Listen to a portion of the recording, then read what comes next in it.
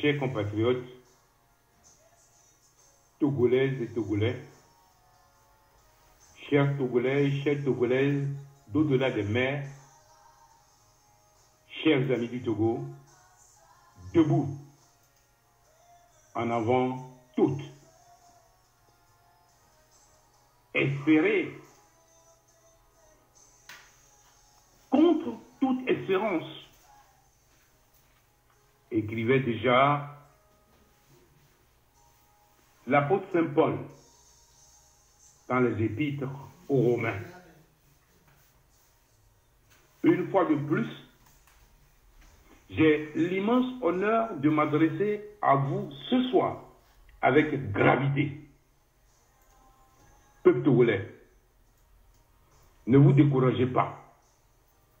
Ne désespérez pas. Nous sommes en route vers une victoire certaine des forces de lumière sur celle de la haine, de la division et de la corruption qui ruinent la terre de nos aïeux. Ce qui s'en vient est merveilleux. Et déjà, le triomphe pointe à l'horizon sur des matins radieux. La prophétie perpétrée au soir du 23 février 2020 ne pourra pas prospérer.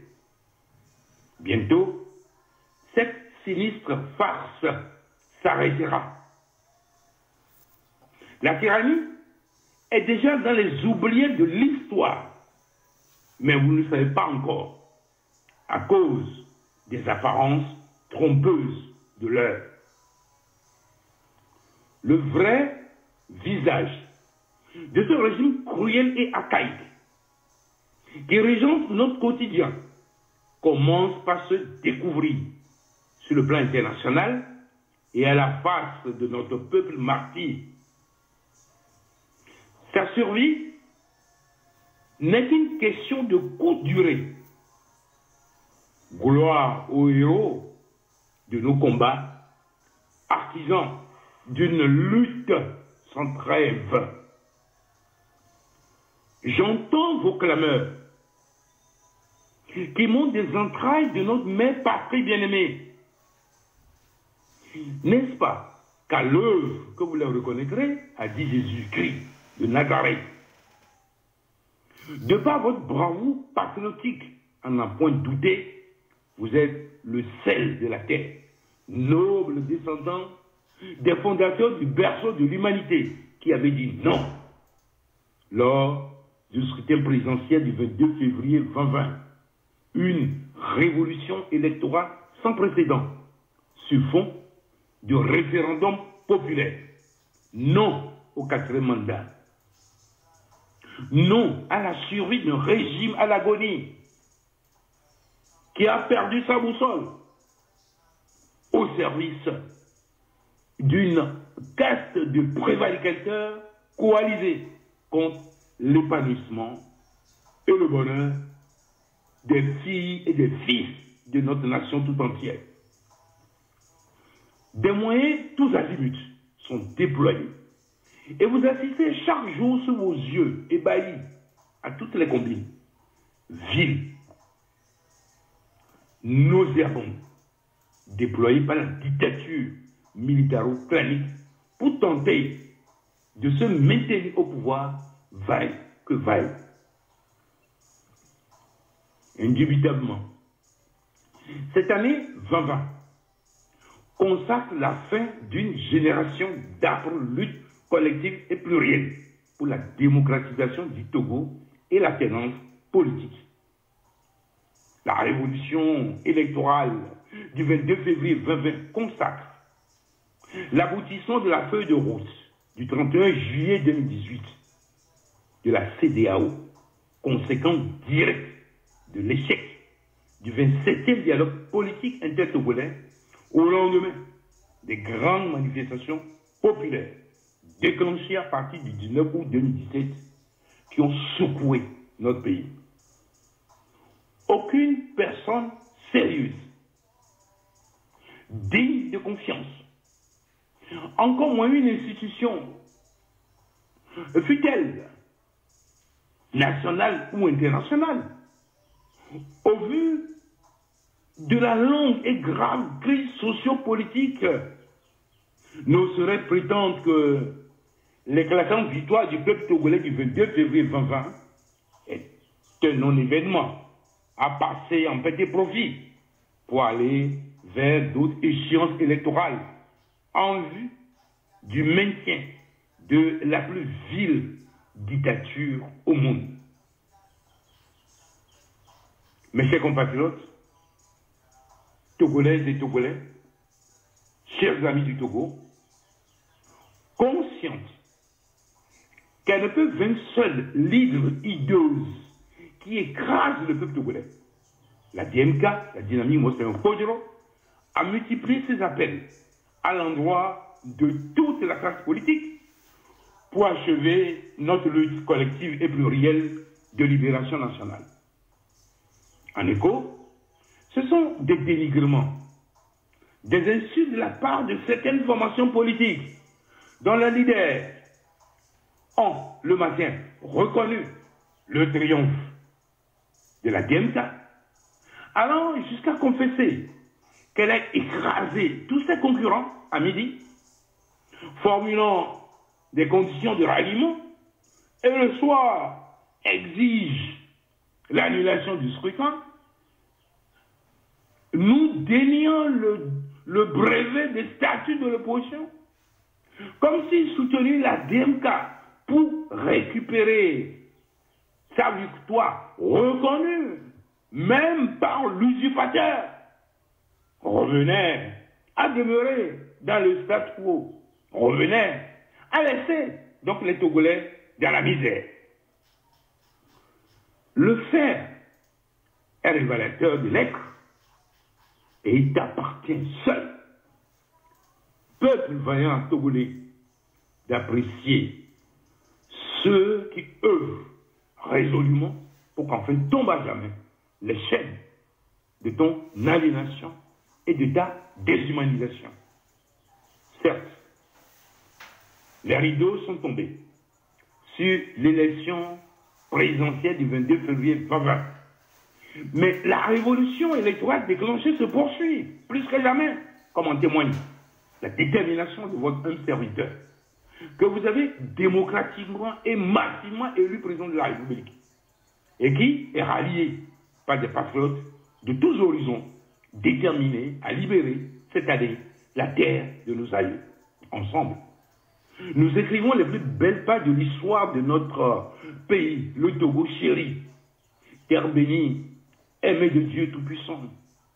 En avant, encore en avant toujours. Rien ne peut nous distraire. Et tout folklore qui n'épouse pas le cri de cœur du peuple togolais n'est que du sang mouvant face au vent de la liberté, de la prospérité partagée pour tous, qui souffle sous tous les cieux sur notre planète Terre-Mère. Nous refuserons toujours, catégoriquement, de coopérer avec un pouvoir illégitime, issu de la fraude électorale et de la violation des droits fondamentaux des citoyens. C'est pourquoi je lance à nouveau un appel patriotique à toutes les filles et à tous les fils du Togo tout entier, afin que nous mutualisions nos énergies pour ensemble sauver la nation d'une présidence à vie, dynastique, qui semble se dérouler sous nos yeux si rien ici. En l'instar des autres pays de la sous-région, où les forces patriotiques se sont coalisées pour faire barrage à la mauvaise gouvernance, à l'injustice, aux velléités de règne au long cours. J'en appelle à un sursaut patriotique à notre jeunesse et à toutes les forces vives de la nation. Il s'agit d'un impératif catégorique face à la déliquescence de la vie politique, économique, morale et sociale de notre pays. Aucune manœuvre, d'où qu'elle vienne, ne saurait calmer les ardeurs de notre peuple qui ne se reconnaît pas dans cette victoire frauduleuse proclamée par les deux sœurs jumelles aux allures de vieilles filles stériles, la CENI et sa comparse, la Cour constitutionnelle. Pas même celle du journaliste stipendié, habitué des couloirs de l'OB2, et qui a diffusé sur les ondes de radio RFI des messages de félicitations apocryphes, selon lesquels la Commission de l'Union européenne, la France et l'Allemagne auraient salué une victoire fabriquée. Comment oser prétendre que l'ensemble des pays européens seraient hostiles à la démocratie, à l'état de droit, à la vérité des urnes et à l'autodétermination du peuple togolais? Nos investigations ont clairement démontré que toutes ces reconnaissances sont des montants grossiers, orchestrés par les offices du l'OB2 en lien avec des groupes mafieux qui pillent nos économies. Les récents témoignages du journaliste Ali Camus sont édifiants et confortent nos accusations auxquelles le pouvoir est incapable jusqu'à ce jour d'apporter le moindre démenti. Nos équipes de militants, sympathisants et partisans, eux sont formidables. Et chacun et chacune continue à travailler et à investiguer. Bientôt, les victimes de cette escroquerie politique inédite dans les relations internationales se prononceront de manière claire et situeront les responsabilités de chacun. Prise au piège de cette imposture et escroquerie politique inégalée, le naufragé du 22 février 2020 exerce, par le biais de ses missi dominici, des pressions discrètes et douces sur certains ambassadeurs en ce mois d'octobre 2020 pour qu'ils confirment ce message de félicitations frauduleux. J'invite, en toute liberté, donc ces ambassadeurs à organiser une conférence de presse et à dire au peuple togolais, les yeux dans les yeux, que le vrai vainqueur du 22 février 2020 est bel et bien celui qui fut humilié dans les urnes, en dépit des moyens hors du commun déployés et malgré les fraudes à ciel ouvert dont son parti est coupable. Malheureusement pour eux, celui avec qui ils ont commencé cette démarche de faussaire nous a déjà confié à Mesa Voice que c'est le candidat de la DMK qui a remporté le scrutin du 22 février 2020. Les diplomates en général et les diplomates européens en particulier sont tenus à une certaine forme de discrétion inhérente à leur fonction. Mais aujourd'hui, il faut cesser les postures hypocrites et les avis à géométrie variable. Seule la vérité crédibilisera davantage nos partenaires auprès des peuples d'Afrique et ouvrira enfin le chemin de la démocratie, de la gouvernance éthique et vertueuse et du respect des droits humains. Peuple togolais, la vérité nous rendra libres. Mes chers compatriotes, Togolaises et Togolais, il y a un an, je portais à la connaissance de tous, le 4 octobre 2019, au terme de la rentrée politique du mouvement patriotique pour la démocratie et le développement MPDD, que j'ai découvert la clé de l'interpellation faite à la sentinelle par le père de l'indépendance, Feu Sylvanus Olympio, à savoir avec la reconnaissance de l'autre comme nous-mêmes, prend fin la nuit, il cède la place au jour. Oui, la sagesse de la confiance partagée nous interpelle plus que jamais à ce dernier tournant de nos longues marches de libération nationale. Serions-nous spectateurs et sans cœur face aux cris de la mère patrie et de ces enfants déshumanisés et appelons à la délivrance immédiate et sans délai? Serions-nous spectateurs quand nos enfants meurent Tandis que nos filles, nos sœurs, nos femmes et nos mères sont abusées, chosifiées, transformées en objets de rituels sataniques pour le maintien au pouvoir d'un régime complètement défait et incapable d'incarner l'espoir de la nation. Serons-nous spectateurs quand dans l'espace CEDEAO, les peuples frères du Mali et de la Côte d'Ivoire et de la Guinée-Conakry transcendent leurs différences pour mutualiser leurs énergies dans l'intérêt supérieur de leurs nations respectives? À chacune et à chacun de nous d'apporter en âme et conscience sa réponse au moment où la dynamique Monseigneur Podjoro a mis en place au niveau national un comité de liaison et au niveau international un groupe de contact pour allier toutes les autres forces de l'opposition républicaine à notre lutte. Longue, bien sûr, mais exactement pour la libération nationale. C'est ici le lieu pour moi d'exprimer, en mon nom personnel, de même qu'au nom du patriote de la nation, son Excellence, Monseigneur Philippe Fanouko Podjoro, de mon gouvernement, des coordinations nationales et internationales de la DMK, mes sincères félicitations à la diaspora togolaise qui, sous l'impulsion de nos ambassadeurs, accomplissent un travail citoyen patriotique remarquable qui a permis à la communauté internationale d'ouvrir les yeux et de prendre conscience du drame qui se déroule au quotidien au Togo à guichet fermé. J'encourage toutes les filles et tous les filles du Togo tout entier à persévérer résolument et avec intrépidité pour que nous achevions ensemble le noble combat générationnel et patriotique courageusement ouvert par la jeunesse togolaise depuis plus de 3 décennies.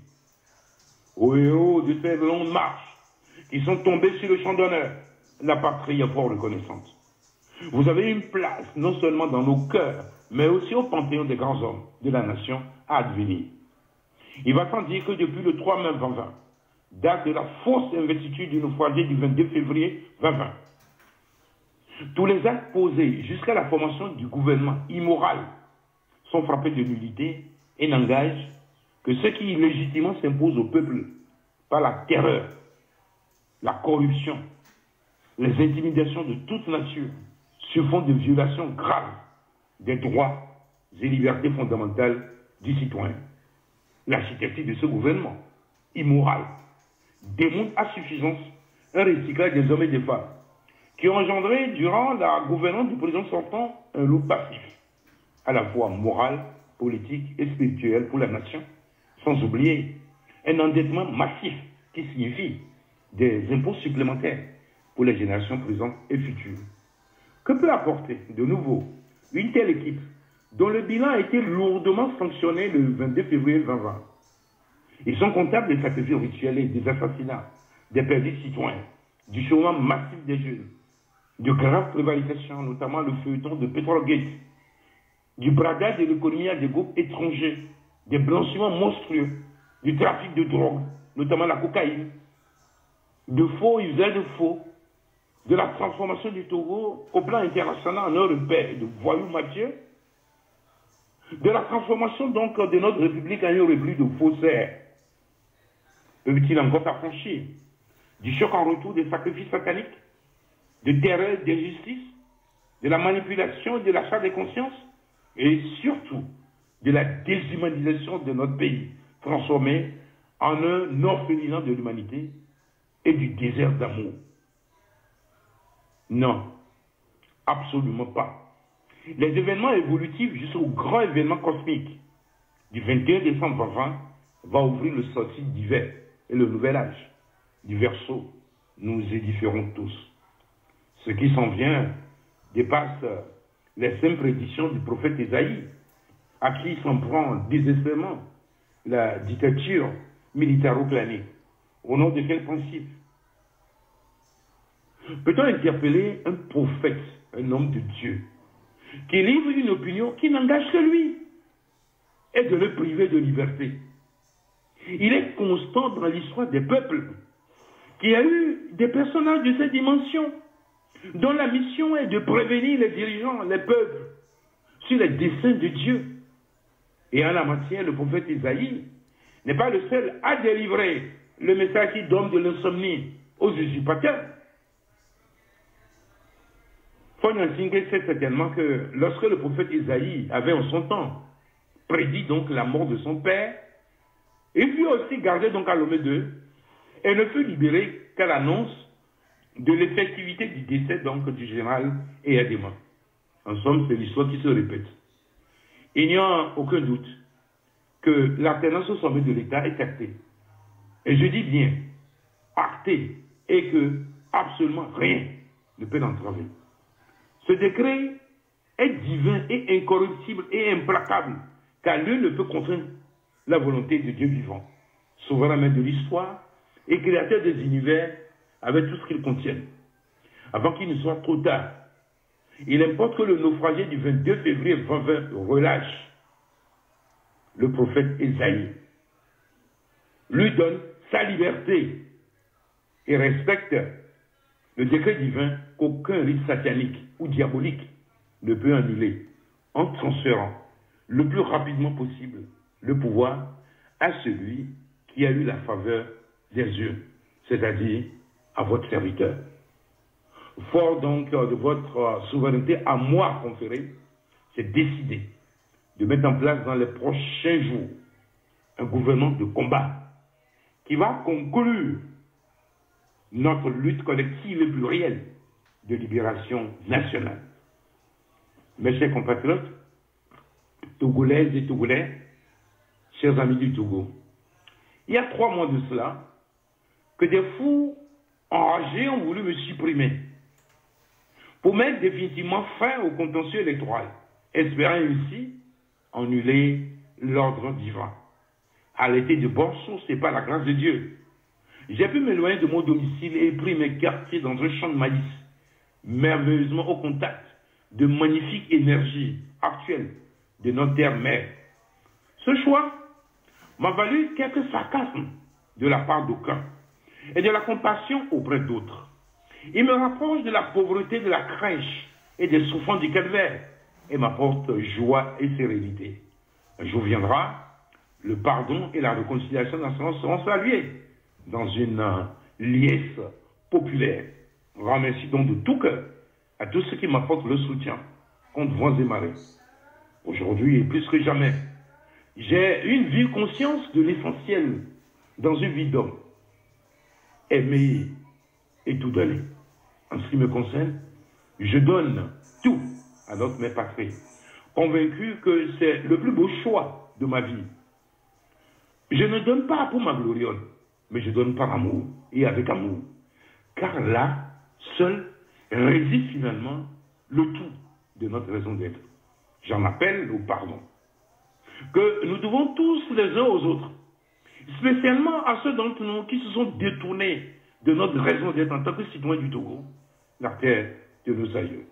Ce qui s'en vient dans les semaines à venir pour l'humanité tout entière est merveilleux. Et ce n'est que par l'amour que chacun de nous vivra ces merveilles, qui vont modifier davantage dans le sens de l'harmonie et de la prospérité partagée pour tous les rapports humains. Mes chers compatriotes, la nuit est longue et harassante, mais le jour est très proche. Il est donc venu le temps de la sagesse et de la confiance partagée. Et nous sommes à une aube nouvelle que personne n'a le pouvoir d'empêcher dans sa marche résolue vers la nouvelle ère que vous avez décidée pour l'avenir des générations présentes et futures. C'est en âme et conscience que vous avez librement décidé le 22 février 2020 d'être les artisans de l'émergence du Togo hors de l'humanité. Je vous invite donc à rester serein, déterminé et vigilant, car de manière irréfutable, nous allons récupérer notre éclatante victoire bénie de Dieu. Notre gouvernement de combat a besoin de chacune et de chacun de nous pour la réussite de sa mission, dans l'intérêt supérieur de la nation tout entière. Sous mon impulsion, il va œuvrer sans relâche pour que se matérialise très rapidement le triptyque transition, constituante, refondation, à la grande satisfaction de toutes les filles et de tous les filles du Togo tout entier. Tel est le décret divin et rien, absolument rien, ne peut y contrevenir. Que Dieu nous fortifie tous et bénisse la nation tout entière, l'Afrique, l'humanité tout entière.